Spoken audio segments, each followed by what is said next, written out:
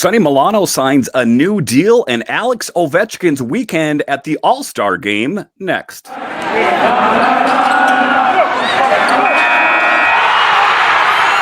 Locked On Capitals, your daily podcast on the Washington Capitals. Part of the Locked On Podcast Network, your team every day.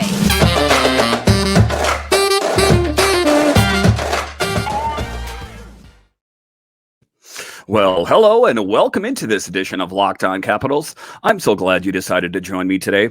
As always, this podcast is free and available on all the major platforms, and I want to thank you for making this your first listen or view of the day.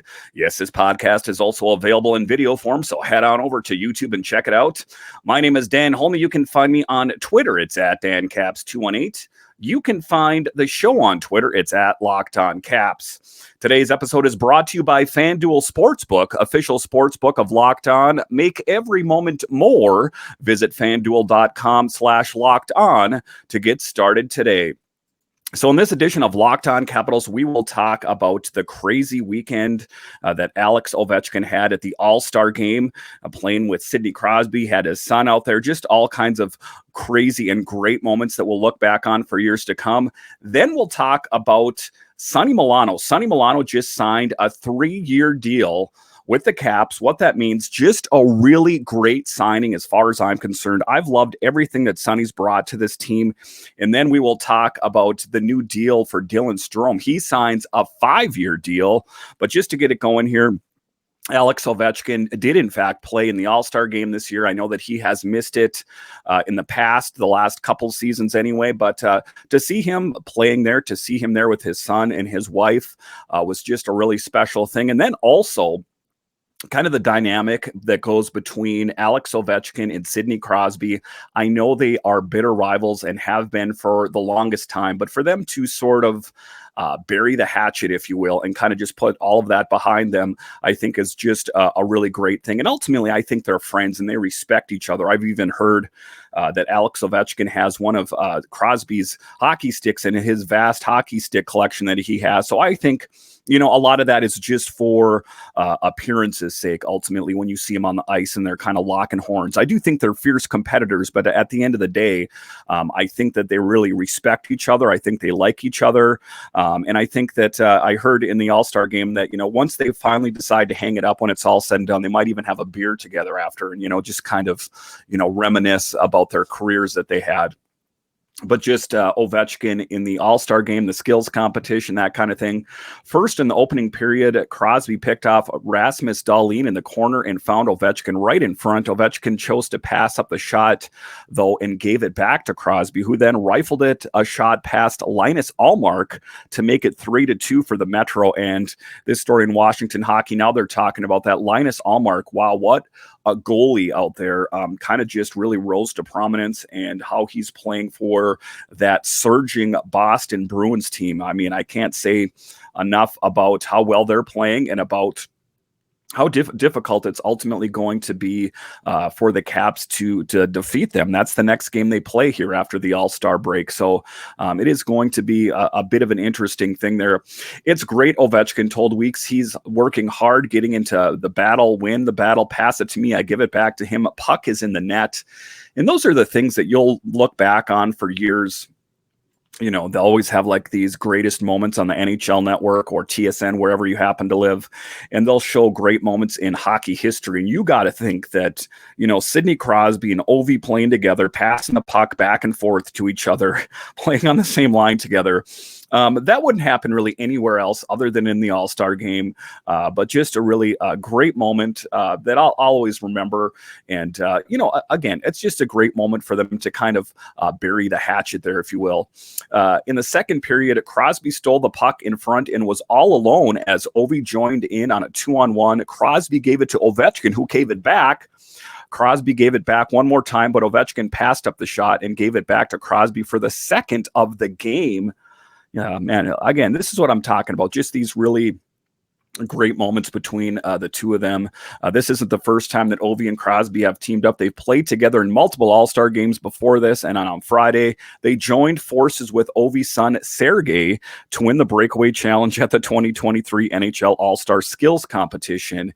And, it's a bit early here, but you got to think that, Sergey Ovechkin, a very young man, a boy, if he can continue skating as well as he does for his age, you got to think that, he might give his dad a run for his money at some point as far as goals is concerned. I do think that, having Alex Ovechkin as your father, of course, is advantageous if you want to be a hockey player, and he seems to love hockey. An interesting thing I heard, he said, "Who is my son Sergey's favorite player?" He goes, "It's not me."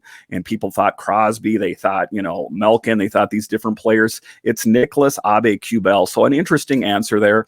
Gotta love Nicholas Aube-Kubel, another guy that's come to this team and just really stepped up and played a big role, but just fun all around. I got to say, I love the skills competition, and I love the moments, the special moments, like when it's Ovechkin and Crosby out there.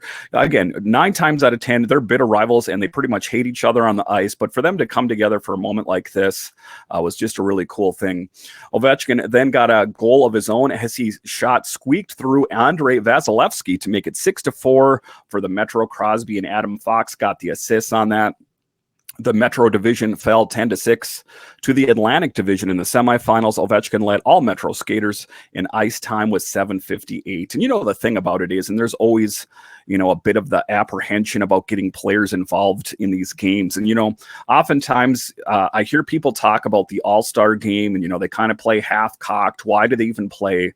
Well, could you think of a worse case scenario than having Ovi or one of these all-stars get injured in a game that means virtually nothing? I mean, what it is it's the special things like seeing Ovi and Sidney Crosby skating together. It's about, the different skills competition, but these teams are competing, and obviously it's the best of the best for those respective teams. So you would hate to see someone like Ovi, for example, getting injured in a game that has, little to no meaning at all. So that's oftentimes why I hear that, why people don't like watching the All-Star game, or, you take a look at other sports out there like the Pro Bowl or, Major League Baseball, the All-Star game there. What it is for me is I don't really care so much for the game. Again, I thought it was kind of cool to see Ovi and Crosby skating out there together, but I love the skills competition. If I'm going to watch one and pass up on one, it's usually I'll watch the skills competition and pass up on the game. Just that I cover this team here for Locked On. I did watch a good chunk of the game. And again, that was my takeaway on it. It was cool to see, the different teams and the different players' chemistry between each other that don't normally play together. But just at the high level in which they play, there's no learning curve, or there's no unease, if you will. It's just like Crosby and Ovi played well together along with all the other players out there. When you get to the point of NHL, you've played with a lot of different players. So I suppose it's not as big of a curve as it would be, say, if you were more inexperienced. But that's my big takeaway on it. I hear all kinds of things on Twitter and that kind of thing about how the All-Star game is boring and no one wants to watch it. But, that's ultimately what it's about. It's about just showcasing the talent. It's ostensibly about showcasing the NHL to a greater audience. And there was that interesting piece that I'd read that the all-time viewership for the NHL is down, and what is the root cause of that? And that kind of ties in with this greater picture of showcasing the NHL. For me as a fan, what it's about, maybe you guys can relate to this out here, is if you live outside of the DMV, you live outside the DC market and you're trying to watch the games, there's blackout restrictions, and maybe there are even in the DC area, but there's blackout restrictions. And well, this game's on the NHL network, and if you don't have the NHL network, you can't watch it. And this one's on ESPN, and if you don't have ESPN, you can't watch that game. If they made it more palatable and easier for people to watch the games, then I think more people would want to watch it. That's why more people are reverting to these illegal means of watching games, which is ultimately driving revenue away from the National Hockey League. I'm kind of just going out on a limb here. This is my take on the NHL and the Capitals in general, is they've got to remove so many of those blackout restrictions, so many of those roadblocks that hinder people from wanting to watch the game. People love hockey. They love the Caps. They love all other 32 teams in the league, but they want to be able to watch their teams when they can. Not everyone is in the position to be able to attend a game in person live. Sometimes it's just not feasible based on distance. Sometimes it's based on financial means. Whatever the case, these people are trying to watch their favorite team at home on television, on their laptop, the tablet, phone, whatever the case may be. And they can't do it because there's so many roadblocks in the way. That's my take on this to close out this segment. The All-Star Game, loved it. I actually like the All-Star Game and the skills competition. I think they should go forward with that. But for me, as an NHL fan, they have got to make it easier for NHL fans to watch their favorite teams without putting roadblocks. And I understand this is an issue in Major League Baseball and football as well. But if there could be a trailblazer here, why not the NHL to try to eliminate those roadblocks? Let it, a lot of times, if you're paying for a subscription, I remember when it was NHL.TV and I was still getting blackouts. I'm like, I'm paying for this and I'm still getting blackouts. What do I have to do? It can be a little bit frustrating, as you can tell if you're a fan, but ultimately what I've had to do is just find different means to watch the games, different platforms, that kind of thing. But it's something that most people should not have to do. And I think that it's something that professional sports in general, and most notably the NHL, should work on. All right. So after the break here, we are going to talk about two big re-signings for the Capitals. This next segment, we are going to talk about Sonny Milano and what he means to this team. Just a real pleasant surprise as far as I'm concerned. We'll talk about Sonny next.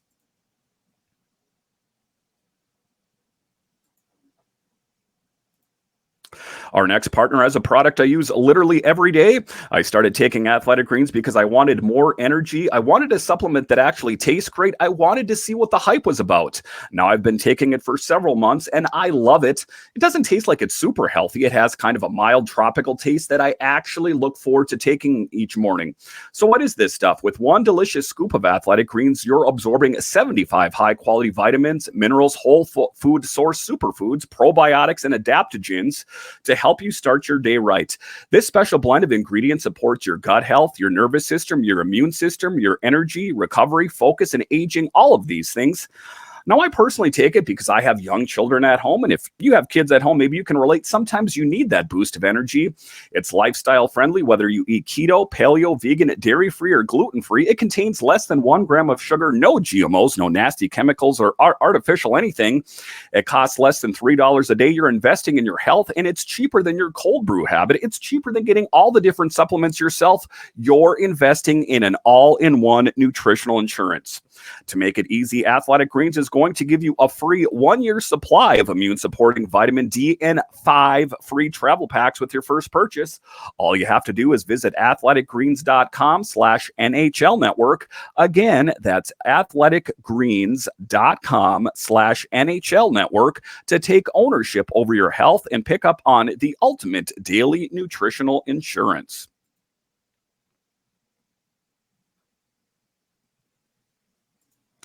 All right, welcome back into this edition of Locked On Capitals, where it is your team every day. In this next segment, we are going to talk about Sonny Milano and what he brings to this team. And if you don't follow the team all the time, or maybe you're a casual fan, you don't know, is the Caps picked up Sonny Milano earlier in the season. He was released from a PTO from the Calgary Flames. Played a big role, I got to say, with the Anaheim Ducks before that. Just a really great player. And for whatever reason, just kind of lost his way in the National Hockey League. But it is a name that I remember hearing. I guess I was not very familiar with him. It was just one of the names that I'd heard from watching Caps games, like, oh, this pass to that pass led to a goal by, Sonny Milano, something like that. So that's what I remember about Sonny Milano, is just bits and pieces from when he played on other teams. But one of the big things about the Caps and the re-signing is they just got done signing Dylan Strome, and we'll talk about him in the last segment here, is just these really great pickups. And Dylan, just keeping it with Sonny Milano here, he was a guy that was kind of, it was one of the diamonds in the rough, I guess I got to say, that Brian McClellan did. He has a long history of making these sorts of acquisitions. If you look back to the Brett Conley or the Devontae Smith-Pelly, something like that, players that aren't marquee names, if you will, around the National Hockey League, but you hear their names, and I think it's based on scouts, and Brian McClellan and Ross Mahoney and all his staff there just really have a really great eye for finding these players that for whatever reason have not found homes with the teams that they played on, and in this case was released from a PTO from the Calgary Flames. Milano's new deal, which kicks in next season, will carry an annual average salary of $1.9 million. The winger, who turns 27 in May, is currently playing on a one-year league minimum $750,000 contract. This is what I'm talking about. It was a good signing for the Caps in the regard that if he did not work out, they were only out $750,000. And I know what you're thinking. That's a lot of money, and it is for most people, but that is the league minimum is $750,000. So for the Caps to be able to get someone like Sonny Milano on the cheap, and as it's turned out, has just really killed it. From the first time I saw him play with the Caps, I'm like, that guy's got it. He's got it. I like everything about him. He's aggressive. He's got a good nose for the puck. He always seems to be positioned in the right place to get that productivity. I loved it from the get-go. So just A+ marks. And for them to be able to extend him to a new 3-year deal is just really great.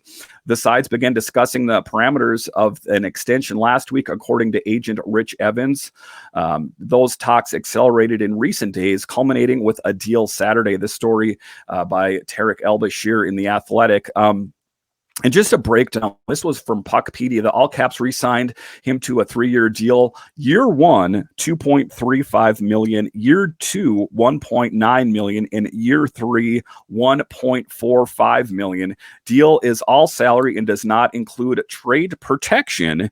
8 goals, 22 points, and 40 games played.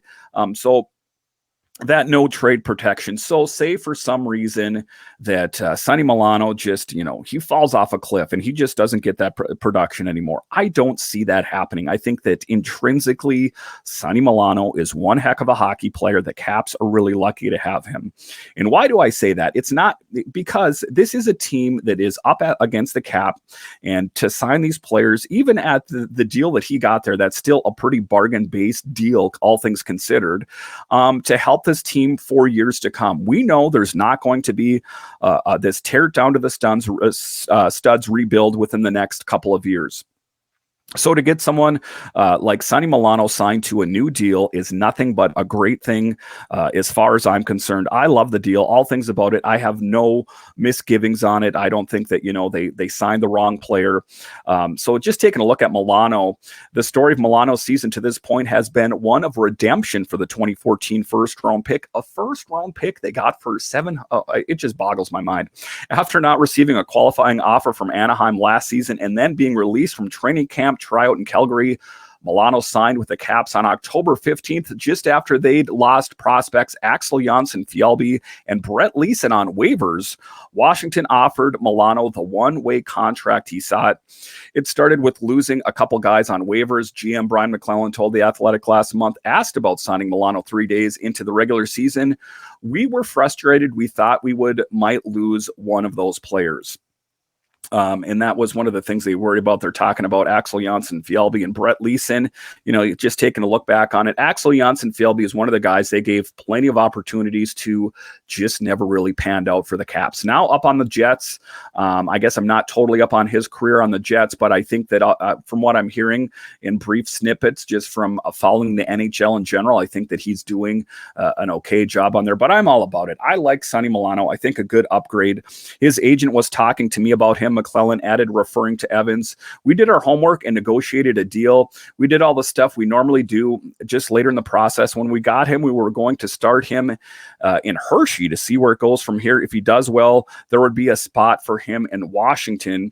If he doesn't, we'll keep him in Hershey and just use him as a call-up. He took advantage of it and played very well. That was the projection for Sonny Milano, is that he was going to be an AHL player. We got this depth piece, because I remember rumblings, and I follow a lot of different people on Twitter. I see a lot of fan comments on Twitter. That was the feeling out there was, oh, well, they got this depth piece. And I remember the Caps announced that they signed him, and it was a lot of sarcastic eye rolls like, ooh, great signing.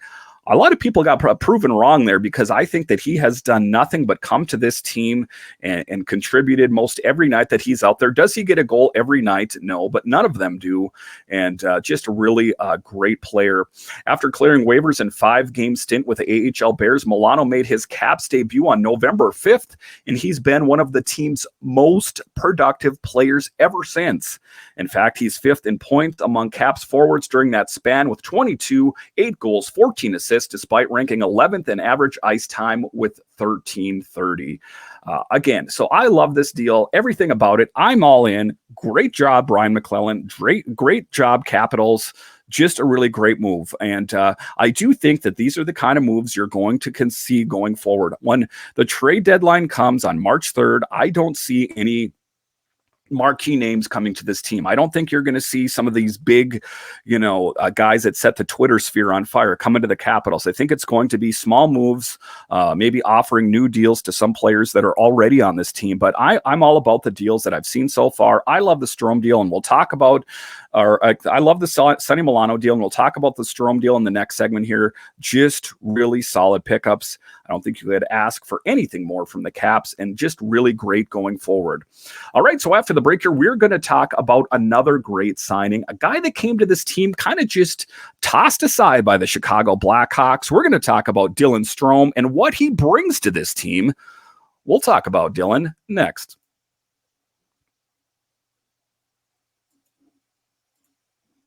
This year, the only app you need at Super Bowl party is FanDuel, America's #1 sports book. We're really excited about our new partners for Locked On, because they're the #1 sports book in America, FanDuel. And if you're new to FanDuel, that's even better. They have so many great features that make betting on sports fun and easy.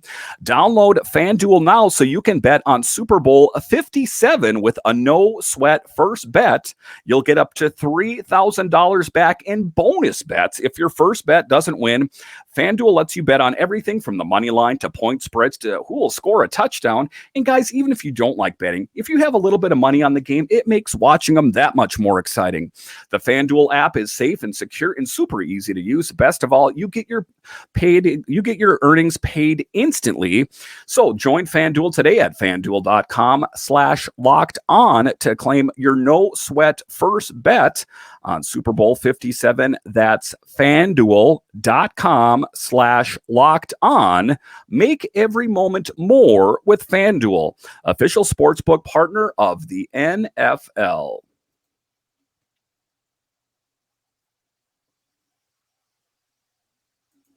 All right, welcome back into this edition of Locked On Capitals, where it's your team every day. The Caps have been busy with signing players, 2 big players we talked about in the previous segment, Sonny Milano. Now we are going to talk about another great re-signing in Dylan Strome, a guy that came to this team to fill the void in Nick Backstrom's absence. Just because we didn't know how long Nick was out. I mean, the book on it was that Nick might never be back again. So the Caps were at least looking for a stopgap until they knew the status of Nick Backstrom, when he was going to return. They signed Dylan Strome. Again, he was let loose by the Chicago Blackhawks. They didn't re-sign him, shall we say, and their loss has been the Capitals' gain. Just over 6 months ago, the Caps signed center Dylan Strome to a 1-year contract as an unrestricted free agent. On Friday morning, the team announced it has signed Strome to a 5-year contract extension at an annual salary cap hit of $5 million. Not a bad deal considering the kind of player he is. In his first season with the Caps, Strome is the team's 3rd leading scorer with 36 points, 11 goals, 25 assists, with Nick Backstrom on injured reserve for the first half of the season. Strome's presence in the lineup helped mitigate the absence of its longtime franchise center. And with today's signing of Strome, the Caps have in Strome, Backstrom, and Kuznetsov, a trio of centers who are capable of playing top 6 minutes, all of whom are also proven power play performers. Again, I love this deal. Brian McClellan, I don't disagree with him on a lot of things, and I don't disagree with him on this one. 9 times out of 10, 9.9 times out of 10. I like what Brian McClellan does at the GM position. There's no Philip Forsberg in his closet. And this is another one of these that just exemplifies what a great GM he is. With the signing of Strome, the Caps now have 4 centers under contract for next season and beyond, with the 25-year-old Strome as the youngest of the quartet on Washington's NHL roster. As of Friday morning, only defensemen Alex Alexiev and Martin Feravari are younger than Strome. Both blue liners are 23. This is what we're talking about. This is why I like it. We hear all the time that this Caps team needs to get younger, it needs to get faster, but they can't tear it all down. So what they're doing is they're doing a retool, not you oftentimes hear that they need to do this or they need to that. What they're going to do is retool this team, at least for the next few years here while Ovi's playing. But again, a solid move regardless of, if that wasn't their plan or not. It's been nothing but a solid acquisition for the Caps. Strome was the 3rd player chosen overall in the 2015 NHL draft, going to the Arizona Coyotes with that pick. He got his first taste of the NHL as a teenager with the Coyotes in the 16-17 season and has played in the league continuously since 18-19, the season in which he was swapped to Chicago in a deal for Nick Schmaltz on November 25th, 2018. So just really great things. They were one of the teams that showed up the most interest on the first day of free agency, said Strome, when training camp got underway in September of the Caps.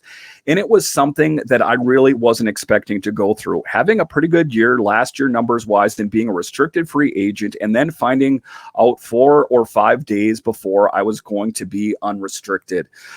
Just an interesting move, and there's a lot of speculation on what the Blackhawks are doing. Are they trying to tank on purpose to get involved in the Connor Bedard sweepstakes? Everyone says, well, teams don't tank on purpose. I'm not so sure. There's a lot of moving pieces potentially on the Chicago Blackhawks. See Jonathan Toews, see Patrick Kane, that kind of thing. So I think the face of the Blackhawks is going to probably look quite a bit different in the years to come. I do see both of those players moving on from the Blackhawks, and it's just going to be a team that looks a lot different. For many, many years, that team was they were in the playoffs or winning Stanley Cups, almost every year for that extended period there, but they have since lost some of that touch. Why? Because they've moved on from some players. They couldn't afford to keep them. Just stuff that every team goes through. But anyway, a great acquisition for the Caps, all things considered. He's a guy that can play both positions, said Caps coach Peter Laviolette on Strome, talking about the forward and center position just ahead of the start of the season. I really like that. So Strome and Sonny Milano, both real solid pickups for this team. That's what I see the Capitals do going forward. I don't see them going out making any big moves. If they make any moves, they're going to try to solidify that blue line. I guess it ultimately depends on what happens with John Carlson. When does he return to this lineup? If in fact he does return at all, then they might try and go out and sign a bigger name defenseman. But it's my assessment that they'll probably still try to just pick up a depth defenseman or a depth forward, something like that. Nothing major. All right. Once again, I want to thank you for joining me on this edition of Locked On Capitals, where it's your team every day. My name is Dan Holme, and I'll talk to you again next time.